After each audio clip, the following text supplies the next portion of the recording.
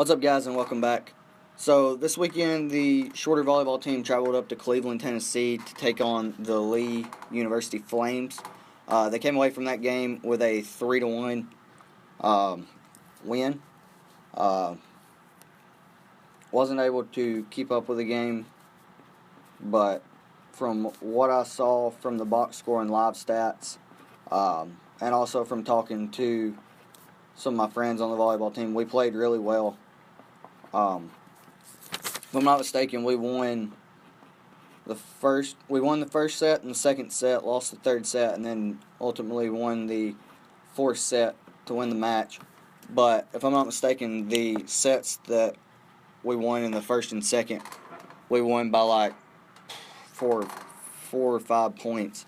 So overall, played a really good game.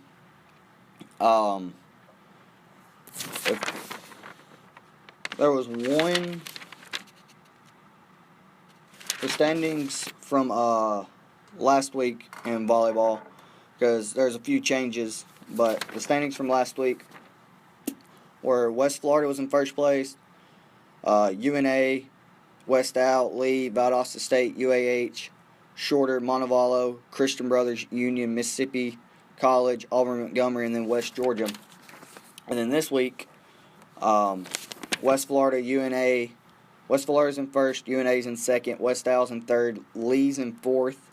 So Lee stayed the same. UAH is in fifth. So they moved up a spot. We're in sixth. We moved up a spot. Valdosta State dropped from fifth to seventh. Christian Brothers is in eighth. They moved up a spot. Montevallo is in ninth. They dropped a spot.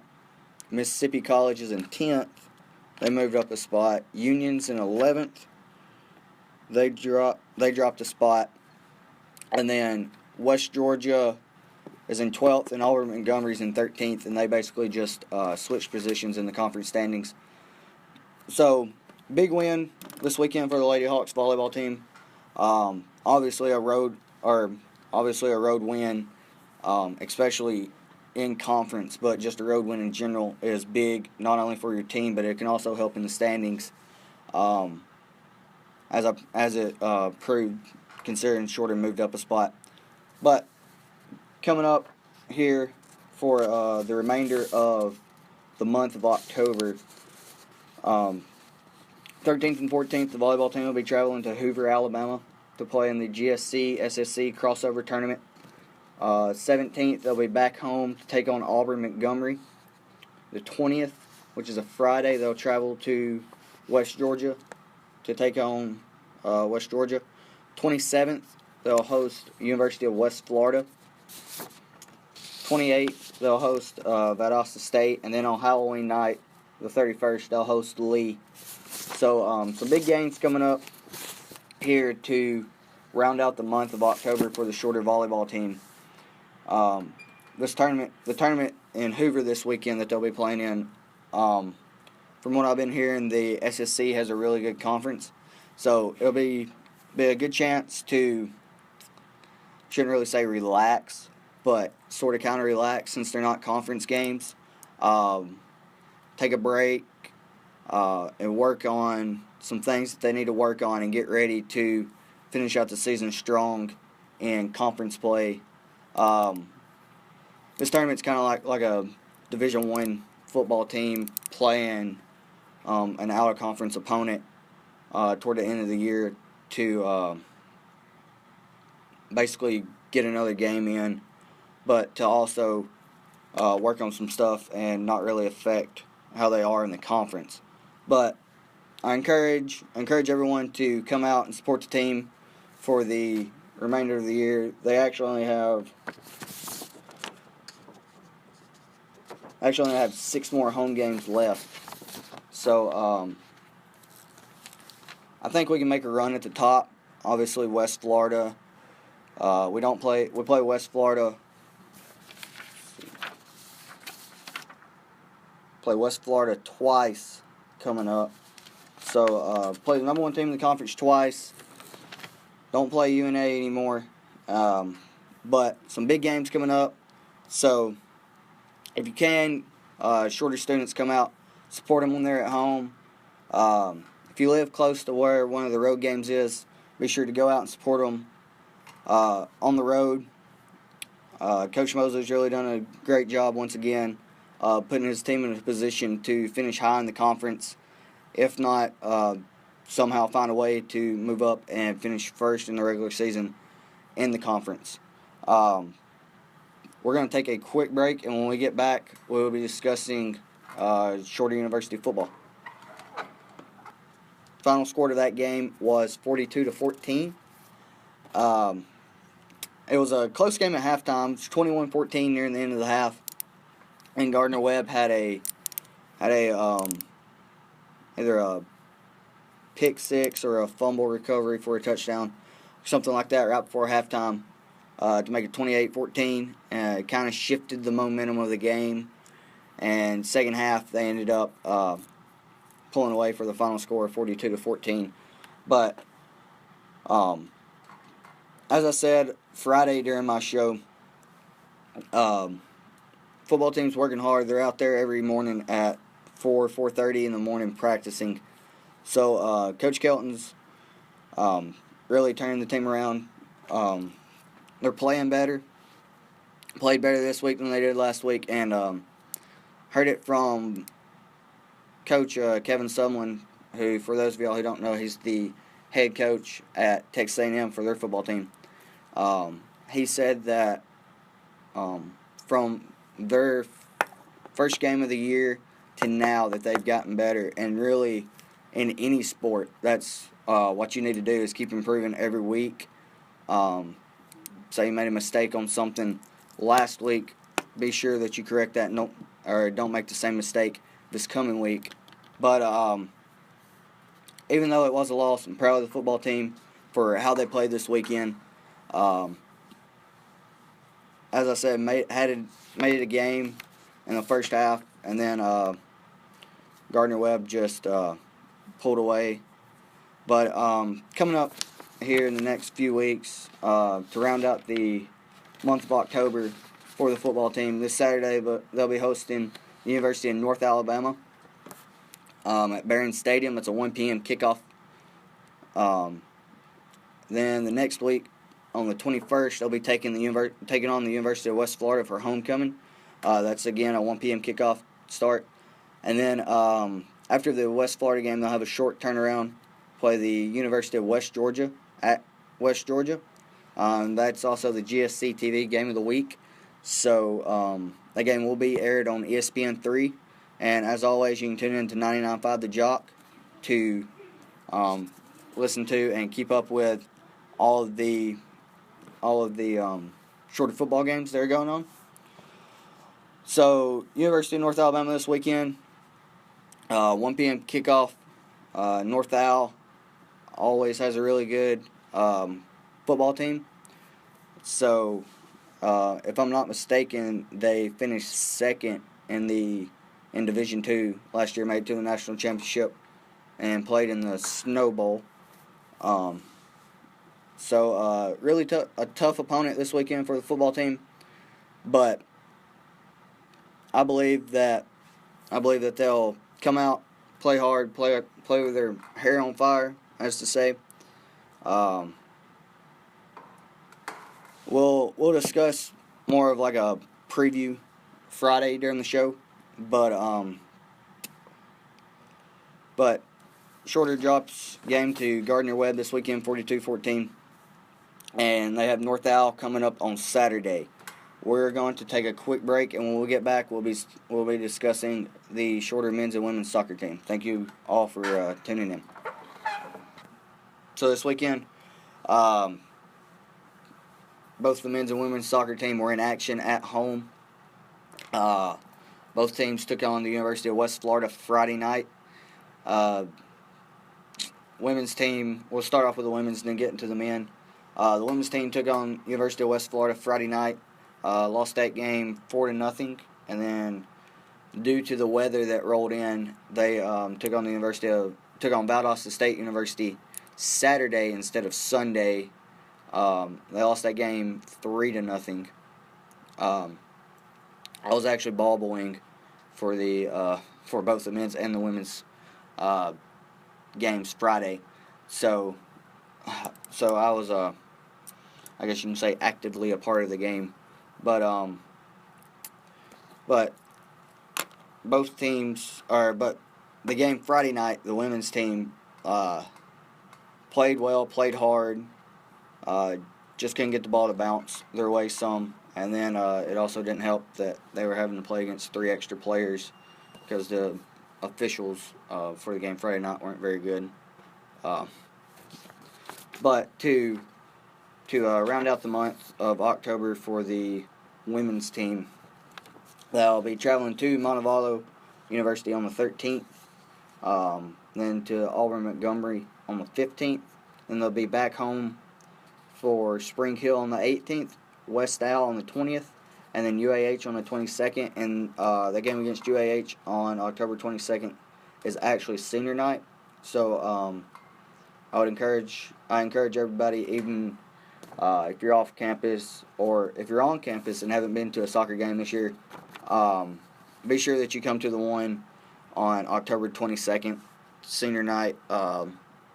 Cheer on and support the seniors in their last home game, and then the women's team will round out the year in their final game on October 22nd against Lee University at Lee University in Cleveland, Tennessee, and that one's just a short 45-minute drive up the interstate.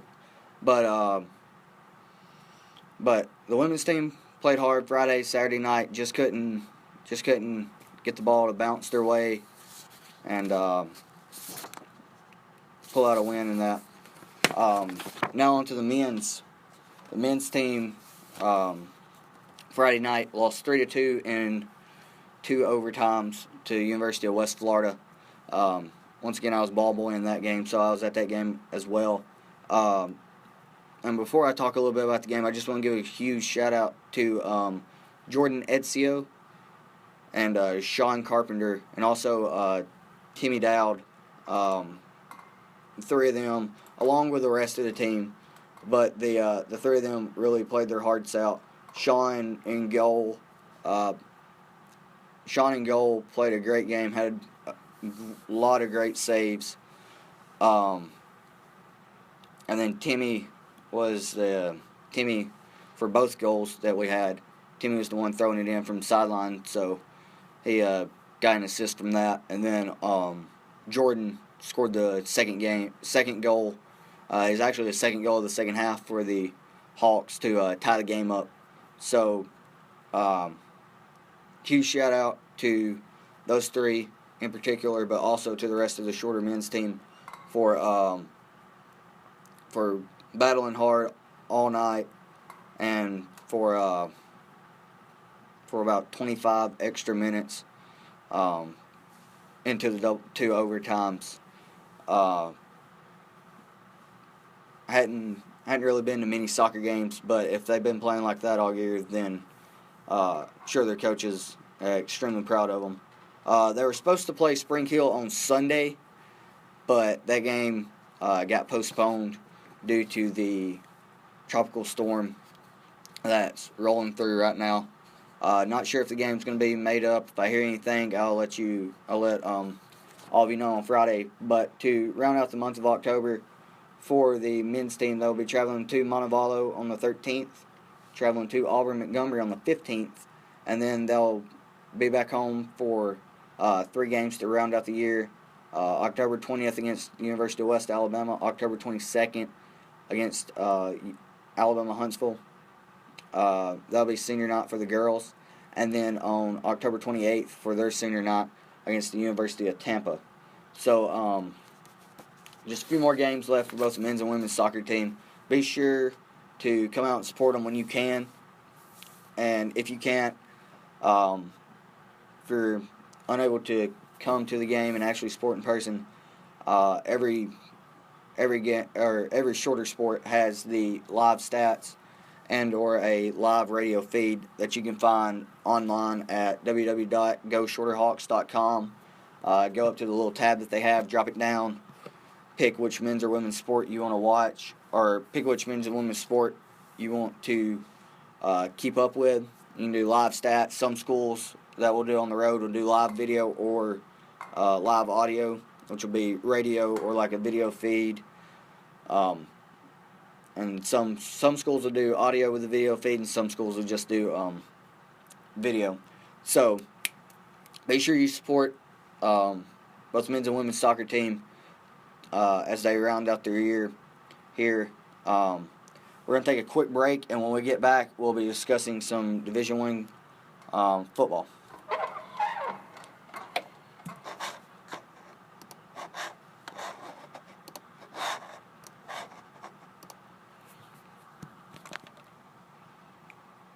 What's up, guys, and welcome. So, this week in SEC football and Top 25 football, I was wrong earlier when I said that I predicted every game but one correct this week. I actually missed 3. But in the SEC this week, Georgia traveled to Vandy and basically played a home game because of all the Georgia fans that showed up. Georgia traveled to Vanderbilt, beat Vandy. Ole Miss went down on the Plains for a showdown with Auburn, and Auburn came out on top in that game. Arkansas traveled to South Carolina, and South Carolina came away with a pretty convincing win in that game. Alabama traveled to College Station, Texas, to take on the Texas A&M Aggies. That game was a lot closer than I'm sure a lot of people were expecting. But ultimately, Alabama came out on top in the end. And then to round out SEC play, the nightcap, Missouri traveled to Lexington, Kentucky to take on the University of Kentucky Wildcats. Kentucky came away with a win in that game. It was either by 7 or 8 points, but that was another close and good game in the SEC. And then my SEC game of the week that I picked, and also the CBS SEC game of the week, LSU and Florida, the Bayou Bengals, or Fighting Tigers of Louisiana State University, traveled to Gainesville to take on the number 21 Florida Gators, and came out of there with a close win. I believe it was 4 points, but ultimately came out with a win. Now moving on to some top 25 scores. Clemson beat Wake Forest at home. Wake Forest traveled to Clemson, South Carolina, and Clemson came away with a win in that game. Iowa State traveled to Norman, Oklahoma, and beat the Oklahoma Sooners. And then Penn State traveled to Northwestern. Penn State came away with a win in that game. Georgia Vanderbilt game, Georgia beat Vandy. Auburn beat Ole Miss. In two of my games that I said were going to be some big and really interesting games, West Virginia traveled to TCU, and TCU beat them. Number 13, Miami, traveled to Tallahassee, Florida, to take on the Florida State Seminoles, and Miami came out of there with a win.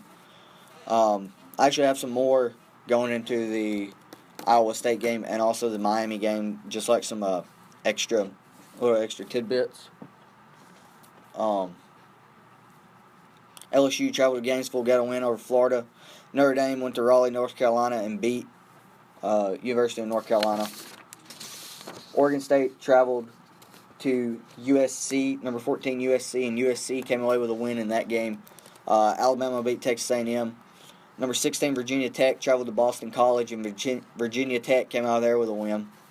Sparty, Michigan State University, traveled to the Big House to take on number 7 Michigan. And like I said Friday about that game, rivalry games, you never know how they're going to go. And Michigan State came away with a win in that game. It was actually in pretty convincing fashion. But moving on, number 9 Wisconsin traveled to Nebraska. Wisconsin came away with a win. Number 11 Washington State beat Oregon. Washington State's 6-0 this year. Number 25 University of Central Florida took on Cincinnati at Cincinnati. Central Florida came away with a win. Stanford traveled to number 20 Utah, and Stanford came away with a win in that game. Cal traveled to number 6 Washington, and Washington came away with a win in that game. And then to round it out on Saturday night, number 19 San Diego State University traveled to UNLV. San Diego State came away with that win to move up to 6-0 on the year. So now for the extra little tidbits that I had about the Iowa State and Oklahoma game. Don't remember the guy's name, but guy for Iowa State played, I believe, 68 snaps, or it might have been 80-something snaps. But he played, and this is something you don't hear of anymore in college football, especially Division I college football.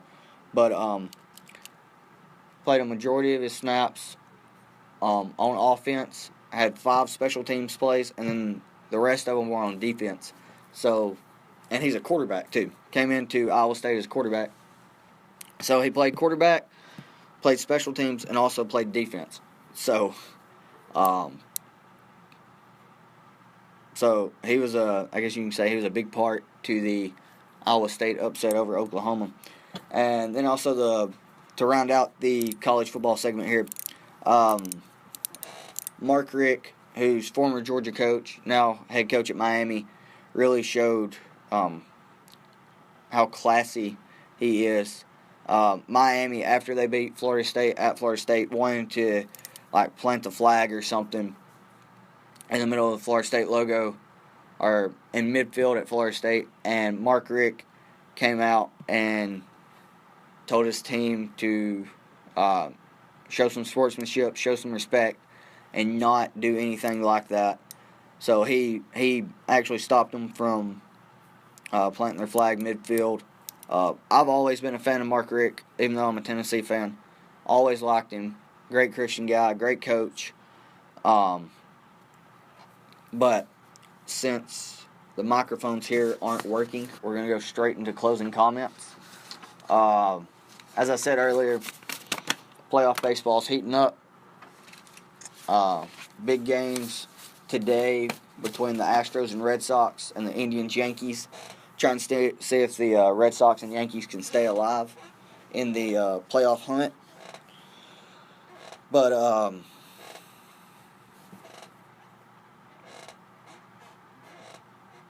going back to the J.J. Watt and Deshaun Watson thing.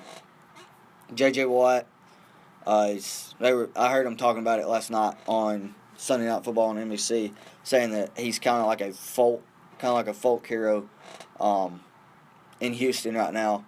And his injury, don't know how much it's going to affect the Texans. The Chiefs dominated them last night. But not sure how much it's going to affect the Texans moving forward. But really hope that he comes back, and really hope he comes back strong and it's not sidelined for long. But to round it out, I'm going to talk a little bit about Deshaun Watson and what he did a few weeks ago. And for those of you who aren't tuned in on Facebook Live right now, I talked about this during the break. But Deshaun Watson donated his first paycheck that he got his first ever paycheck in the NFL, donated it to some of the cafeteria staff in the Houston Texans organization. And they kind of talked to him some about it last night on Sunday Night Football before the game. But that just proves how classy he is and how great of a guy that Deshaun Watson is. I've been a fan of him ever since he was in college. Became even more of a fan of him when he beat Alabama in the national championship, because I really don't like Alabama. But and some of his interview last night before the game with Al Michaels, basically Al Michaels just came straight out and flat out asked him, why'd you do that? You didn't have to do that. And also a little backstory to it. The ladies that he donated his check to basically lost everything in in Hurricane Harvey. But one thing that he said in it was that when he was at Clemson, his head coach Dabo Swinney, who also I'm a really big Dabo Swinney fan. He's a great Christian guy. Said, you don't just need to be a leader; you need to be a servant leader. And Deshaun also talked about how, like, when he was growing up in Decatur, Georgia, he actually had Habitat for Humanity help him and his mom out, and they built him a brand new house. So that just proves sort of how sports can not only affect people from watching them, but also how athletes and how much standing athletes have. Even if, like, you can be Deshaun Watson, great Division I quarterback, going to be a great quarterback in the NFL, or you can be a athlete at a small Division II school like Shorter. And I know Coach Timmons preaches to us all the time, kind of like what Dabo preaches to his Clemson football team, to be servant leaders. We go out a lot in the community and serve, whether it's feeding the homeless, to delivering Backpack Buddies meals, to working at the Miracle Field. We go out and serve in the community, and that's one thing that I'm really proud about of being a Shorter Hawk. Not only do we as the baseball team go out and serve in the community, but also every sport here at Shorter goes out and serves in the community and does great things for the community of Rome, and also extending outside of Rome to Cartersville and Atlanta some. So thank you guys for tuning in today. We'll be back at it again Friday at 12:30. We'll have a weekend preview per se to all the sports to all the Shorter sports, and also the college football that's coming up. And actually, just got a notification. Jose Altuve had a grounded into an RBI double play. George Springer scored, so the Astros are now up on the Red Sox 1-0. So once again, guys, as I said, thank you all for tuning in. This show would never be possible without you guys. So I hope you all have a great rest of the day, and I'll see you again Friday at 12:30.